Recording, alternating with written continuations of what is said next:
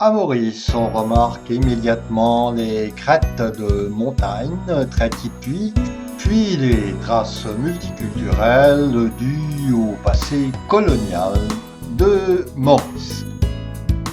L'incontournable romerie de Chamarel témoigne tout à fait de ce passé récent. Son parc est magnifique sur le plan botanique et on y déguste un excellent rhum. Vous servez, vous commandez le verre, et puis je viens. Emmène après. Noël. La fabrication de modèles réduits est une grande spécialité mauricienne. Les gens sont extrêmement adroits et parfaitement minutieux pour ce genre de réalisation. Dans ce pays multiethnique, l'hindouisme est grandement présent et magnifiquement représenté.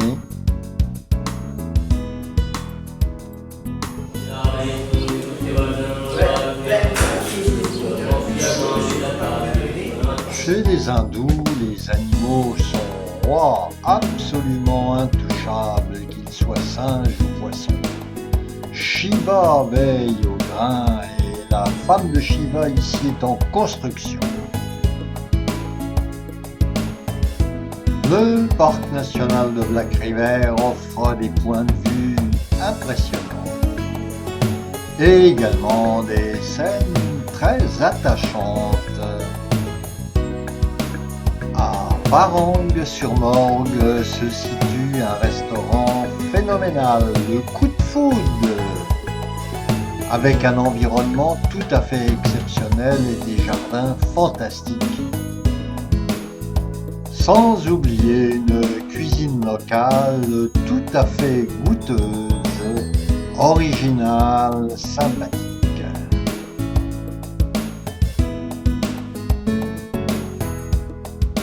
Toujours dans le sud de l'île, il faut remarquer les cascades de Chamarel,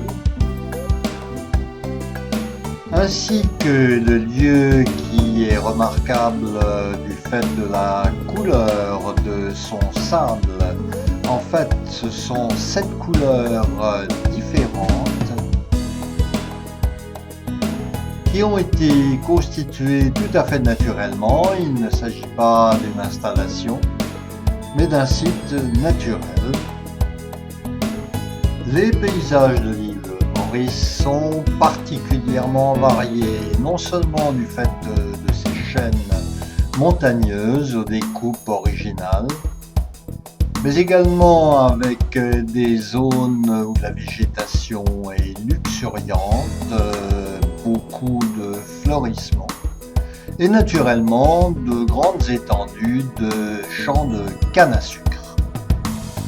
Le château de la Bourdonnais est une magnifique propriété, tout à fait préservée et rare car beaucoup de ces grandes maisons coloniales en bois ont malheureusement disparu ou sont dans un état pitoyable, ce qui n'est pas le cas du château de la Bourdonnais qui est parfaitement entretenu.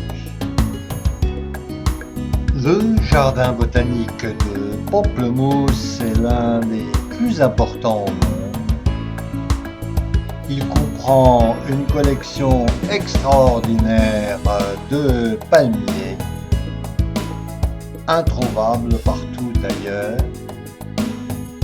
des baobabs naturellement, et ici des chauves-souris géantes qui logent en plein jour dans les arbres. On y trouve également des fleurs napoléonas qui poussent directement sur le tronc de l'arbre. Exceptionnel. Et puis un peu plus loin, un palmier qui ne fleurit que tous les 50 ans. Palmier, après 50 ou 60 ans, ça fleurisse qu'une seule fois et quand la fleur est morte, l'herbe aussi meurt. Normalement, scientifiquement, ça doit être 100 ans, mais ici, à cause du climat, c'est environ de 50 à 60 ans.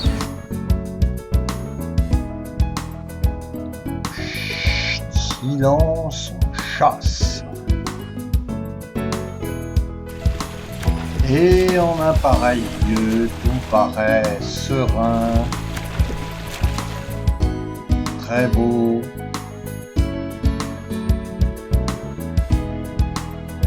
Très agréable à parcourir.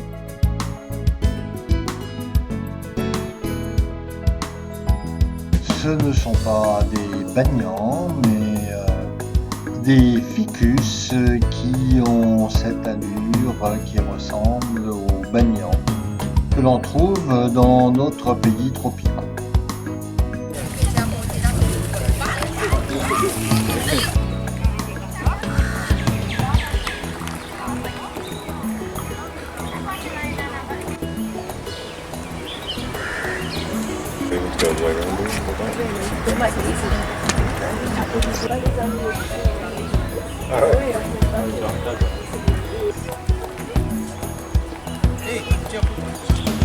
Les temples tamouls ne se visitent pas et souvent ils sont très loin de la route et pour peu qu'on soit en voiture, il est à peu près impossible de les filmer. Le centre de Port-Louis est très animé et la circulation est difficile malgré la présence d'agents de circulation tels qu'on n'en voit plus en métropole. Il s'agit d'aller au marché et pour cela il va falloir trouver toujours une bonne place de stationnement.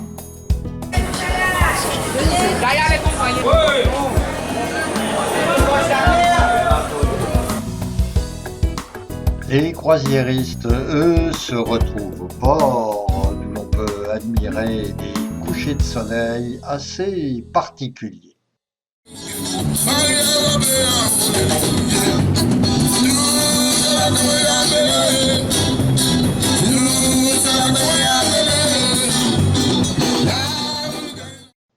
Et quand on cherche un petit balcon sympa, celui-ci au 7e étage est pas mal.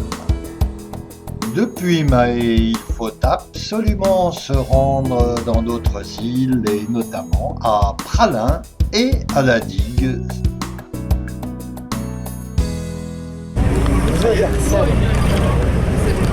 Et voyez la couleur de la mer? C'est mon petit cousin qui met la petite tous les matins. Il commence très tôt, 25h le matin. La vallée de Mai constitue l'un des trésors de Praslin. La végétation y est exceptionnellement bien préservée, la faune et la flore et naturellement les fameux cocos de mer et les jacques qui poussent sur les jacquiers.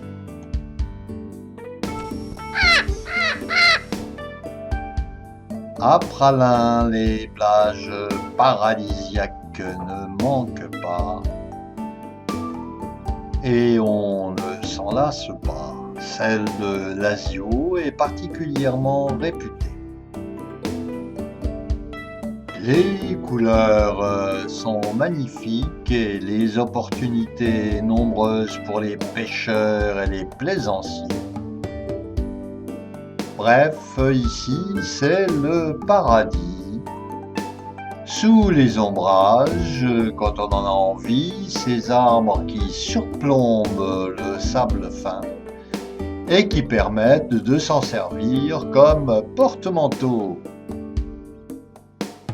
Ici, les tortues sont vénérées et omniprésentes dans tous les lieux publics.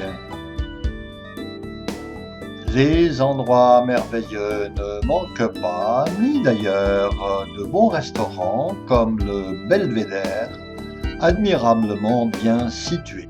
Mais laissons un peu l'ambiance sonore locale.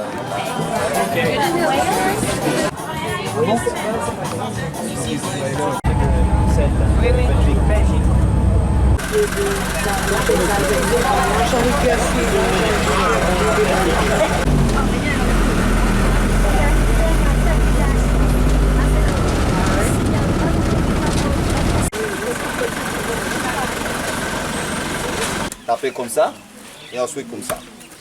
Pas de caresse, il faut. D'accord? En meilleur, c'est comme ça. Et comme auparavant, on utilise des fils pour, pour allumer le feu pour les barbecues, les cordes, et aussi comme les papiers toilettes. Et avec la pompe, on peut faire les décors avec des fleurs ou de la vanille. Et comme auparavant, il n'y a pas de PlayStation, voilà, on fait des petits bateaux voiliers et on joue dans la rivière. Eh oui. Vous voyez hein? Oh là. Voilà, d'accord. Et ici fut tourné le fameux film Emmanuel.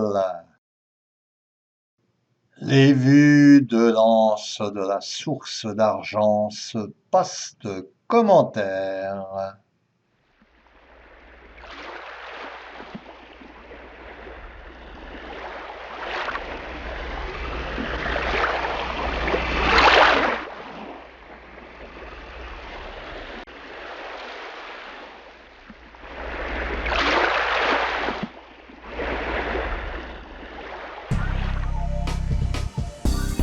Et voici le retour sur Mahé au moment du coucher du soleil, tout à fait remarquable.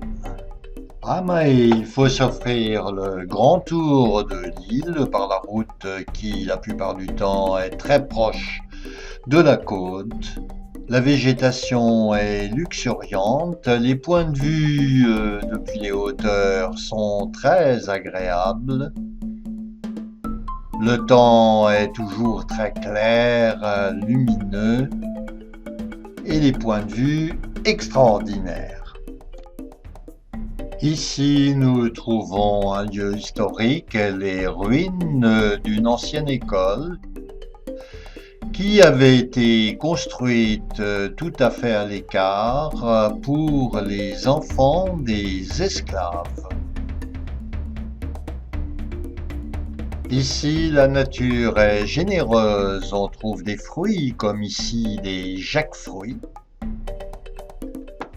On produit aussi du thé aux Seychelles, ici un joli point de vue depuis un exploitant qui est installé sur les hauteurs.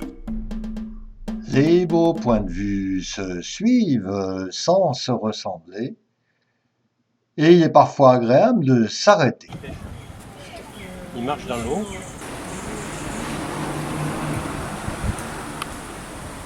Pas cher. Alors on est où là? Dites-moi tout. Anse-Boileau. Anse-Boileau. Exactement.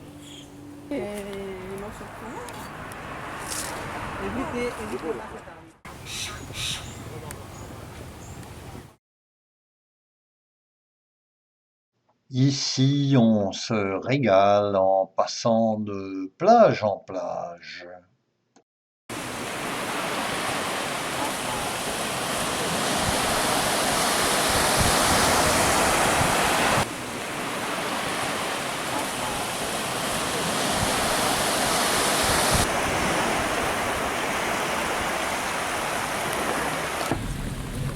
Là, il y a des gros rochers encore.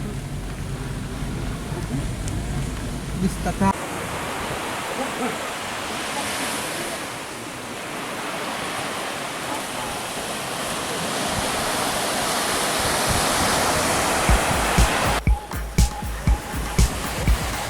Et voici Takamaka, un bel endroit équipé pour le pique-nique et où également se déroule un mariage. C'est une installation provisoire qui est faite pour célébrer ce mariage sur la plage.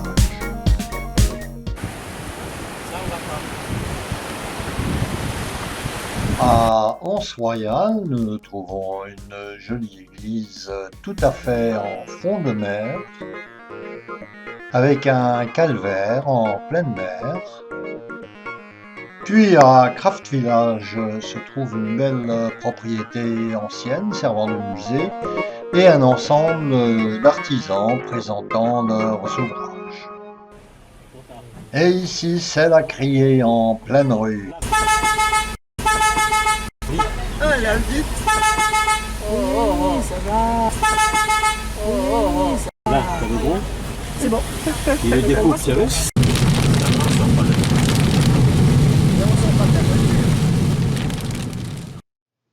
Et on ne quitte pas Mahé sans aller faire un tour à la célèbre plage de Beauvallon pour retrouver le sable fin et toute la magie séchelloise.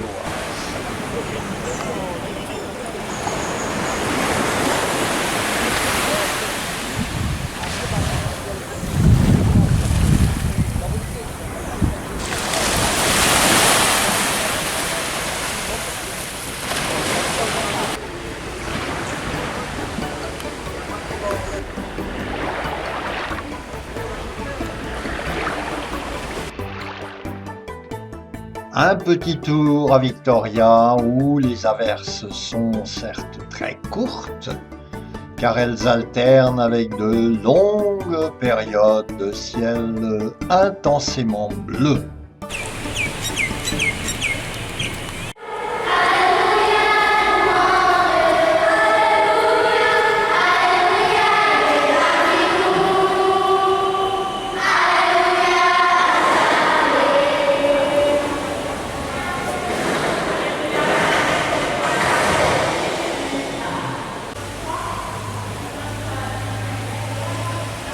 Le centre-ville conserve un caractère un peu colonial avec ses anciens comptoirs commerciaux. Passer à côté de la tour de l'horloge.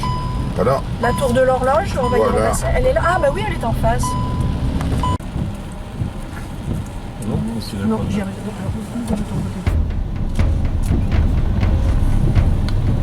Victoria est une ville agréable, le street art y fait fureur comme on le voit sur ses panneaux. La végétation est naturellement couleur locale même au centre-ville. Quelques beaux monuments modernes, ma foi. Et toujours une petite averse par-ci par-là, avec une majorité de ciel bleu. À Nosy-Be, tous les petits bateaux sont mis en œuvre pour accueillir les touristes en paquebot.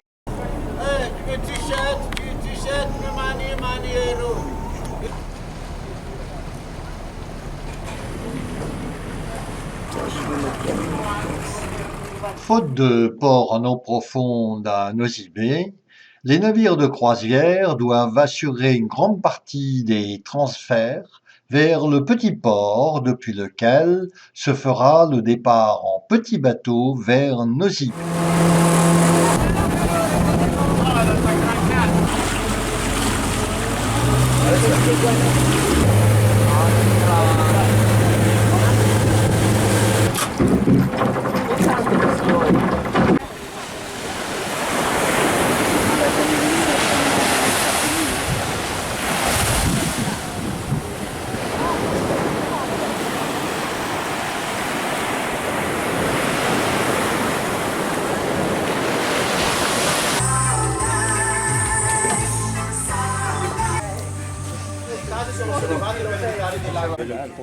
Le petit village de pêcheurs d'Iranja vit également grâce aux travaux de broderie réalisés par les femmes du village. À Nosy-Iranja, les images de cartes postales ne manquent pas. Cependant, en montant en phare, nous découvrons qu'un cyclone a ravagé récemment tout le haut de la colline, et notamment l'école, qui est en reconstruction. Pour déjeuner, pas de problème, l'intendance suit, même si les moyens sont rudimentaires. Et le poisson est naturellement excellent. Et juste à côté, les enfants pleins de vie.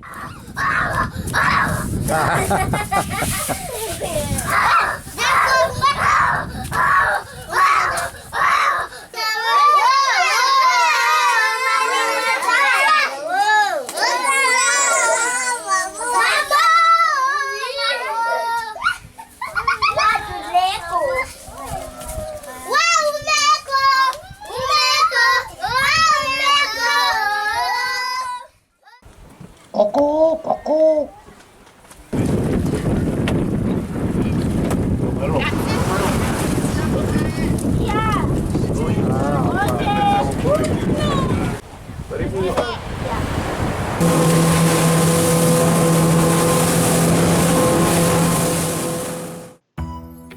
À Diego Suarez, la population se réjouit toujours lorsqu'un grand paquebot fait escale. C'est l'attraction du moment, le plaisir d'accueillir un grand bateau et de faire fonctionner le commerce local. La ville montre encore de superbes restes de la période coloniale. Certains bâtiments sont encore bien entretenus, d'autres le sont hélas moins, et en particulier dès que l'on sort de la ville, on s'aperçoit de la pauvreté malgré les baobabs qui montent la garde. Ici, la montagne des Français qui veille au grain aussi.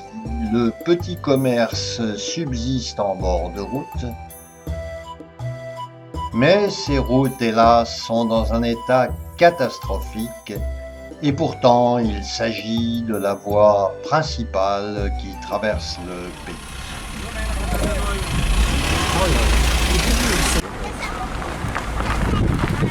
En descendant vers le sud, les paysages sont un peu plus verts. On trouve également du bétail, en clair, l'agriculture fait que cette région est un peu moins pauvre que celle qui se situe au nord et au-delà de Diego Suarez. Plus de 2 heures de route sont nécessaires pour atteindre le parc des Tingui rouges et la piste que l'on aimerait voir plus agréable bien que poussiéreuse ne l'est pas du tout, elle est tout aussi cahoteuse. On apprécie naturellement un arrêt détente près du Grand Canyon qui se situe dans le parc des Tingui. Les couleurs rouges vives sont particulièrement remarquables. On a trouvé des maracas. Il a trouvé les maracas. Les maracas. Ouais. Les Tingui font partie du patrimoine mondial de l'UNESCO. On trouve ici de véritables sculptures naturelles. Ce sont des formations calcaires façonnées par le vent et la pluie, qui naturellement se modifient au fil des siècles et qui peut-être un jour seront appelés à disparaître. L'absence d'autres pistes ou routes carrossables vers Diego Suarez oblige malheureusement de faire le trajet retour dans les mêmes conditions difficiles.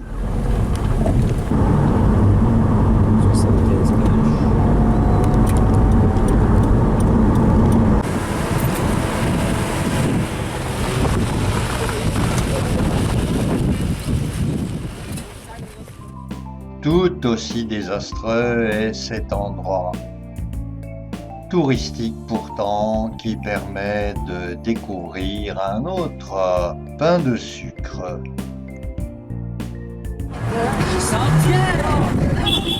Quelques belles bâtisses subsistent du temps colonial ainsi que quelques souvenirs français, dont en particulier l'Hôtel de France qui lui est en parfait état d'entretien.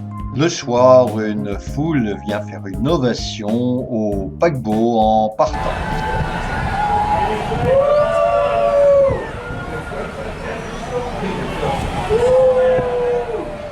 Et voilà à quoi ressemble une cabine qui permet d'avoir une si belle vue sur la population.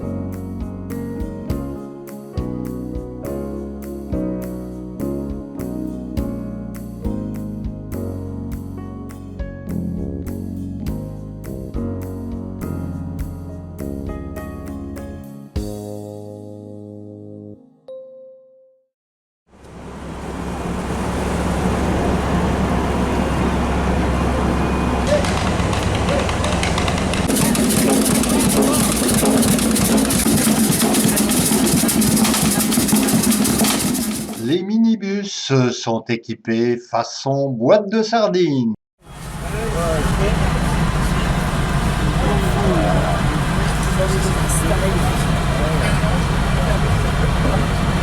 Regarde, le fameux transport de Saint-Martin. À part l'hôtel de ville, il ne reste pas grand-chose de l'époque coloniale qui soit parfaitement entretenu. Et on sent que la pauvreté domine ici, malheureusement. Compte tenu des richesses de Madagascar, le pays pourrait grandement vivre du tourisme, mais il faudrait faire du nettoyage.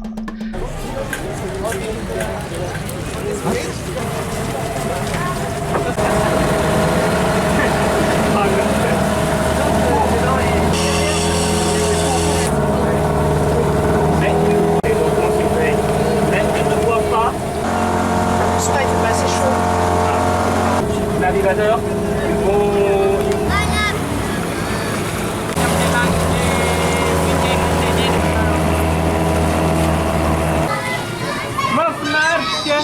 Ce parcours, bien que déjà très touristiqué, permet tout de même de découvrir la vie des riverains, ceux-ci qui ramassent du sable en plongeant pour alimenter cette sablière qui se dit industrielle.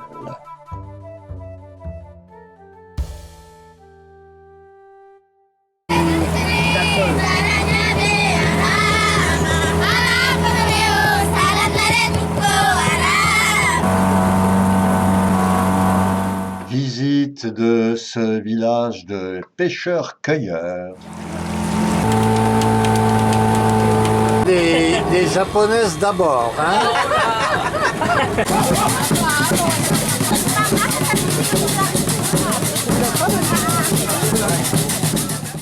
Les mamans préparent leurs enfants en espérant une petite pièce. Ah oui, sans doute. Ah oui, plus là. Bon, ouais, On va l'appeler ça.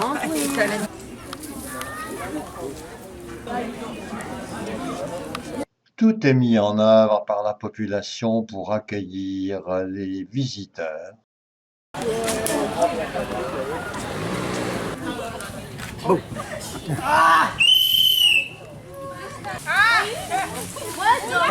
On le voit plus là. Oui, comment il baisse les branches.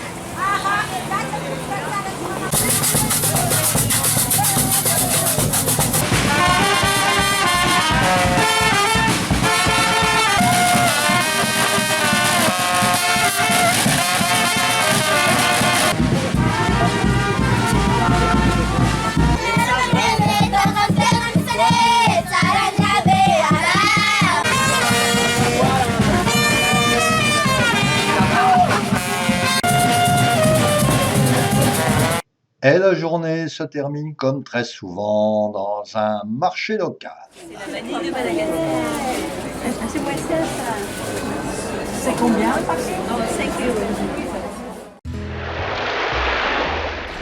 Ce qui frappe en venant de Madagascar, c'est la qualité exceptionnelle des routes de la Réunion.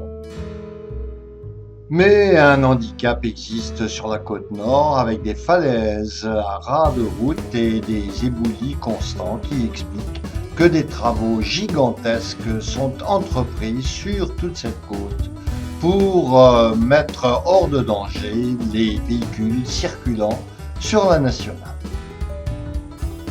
Les zones urbaines ne diffèrent pas beaucoup de celles que nous connaissons en métropole. La réputation de la vanille Bourbon de la Réunion justifie naturellement la visite d'une exploitation. Le pollen de la fleur est là et en dessous il y a une petite membrane. En dessous de la membrane le pistil. Avec la pointe de l'épine on soulève la membrane en haut, on garde en haut la membrane automatiquement le pollen sera bas en face du pistil. Quand c'est en face, on appuie pour mettre les deux organes en contact, on ressoulève et le pollen il est dessous. Ici, vous avez plus de bouches là-bas.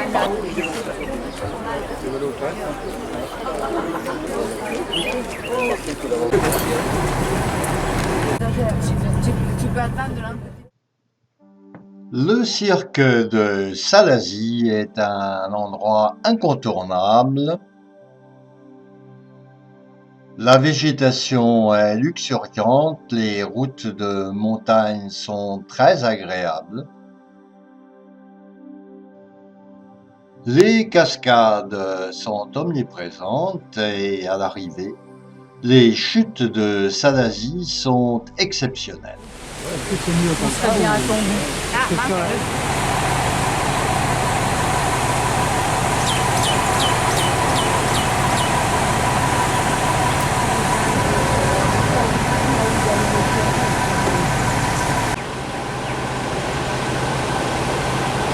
Salazie est une jolie petite ville de montagne de plus de 7000 habitants. Elle est assez proche du pic des neiges qui lui culmine à plus de 3000 mètres. La côte ouest qui passe de Saint-Gilles à Saint-Leu, ensuite à l'étang Salé, atterrit à Saint-Pierre, l'ex-capitale de la Réunion, n'a pas du tout la même physionomie que la côte nord. Ici, les routes sont à l'écart du bord de mer, aucun danger, aucun risque d'éboulement. Plus on s'approche du sud, plus la végétation est luxuriante et puis la montée vers le volcan s'avère tout à fait agréable. Les arômes géants poussent très bien dans cette région car elle est assez humide. L'alternance entre des cieux nuageux avec des moments où le ciel se dégage totalement. En quelques minutes, il peut passer du gris au bleu,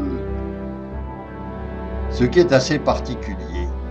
De très beaux points de vue dans cette région et puis à l'approche du piton de la Fournaise, des arrêts à des pâquerettes plouinécoises ici.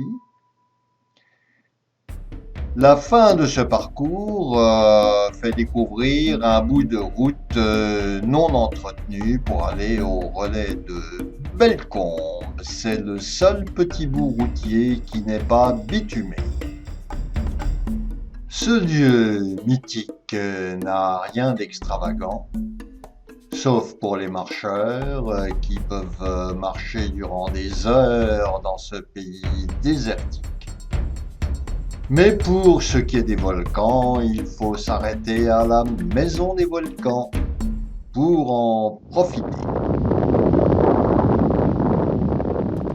Pas de grande richesse patrimoniale, juste de temps en temps un bâtiment moderne, une église, un marché. Mais c'est la nature ici qui prime et il faut remarquer particulièrement la variété et l'importance des fougères arborescentes.